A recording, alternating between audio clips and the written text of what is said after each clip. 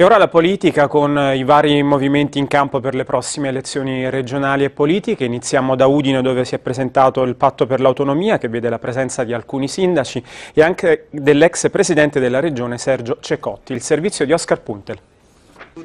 Né con la destra né con la sinistra il mondo dell'autonomismo friulano si coagula attorno a Patto per l'Autonomia, nuovo partito nato ieri sera a Cividale. Nella squadra c'è anche l'ex presidente della regione Sergio Ceccotti, che potrebbe esserne il candidato presidente. 3 sigle federate: Patto per l'Autonomia e Patrie Furlane, Manovali per l'Autonomia. Un unico simbolo: correranno alle regionali di fine aprile e alle politiche di inizio marzo in tutti e 6 collegi della regione. La nostra regione ha perso negli ultimi 6 anni 7 miliardi di euro. Gli accordi Tondo-Tremonti, Serracchiani-Padoan hanno prelevato dalle tasche dei nostri cittadini una cifra importantissima. Noi abbiamo bisogno quindi di recuperare queste risorse e fare un piano straordinario di investimenti rispetto alla manutenzione del territorio, alla sistemazione idrogeologica, alla manutenzione del patrimonio esistente, che sia assolutamente straordinaria.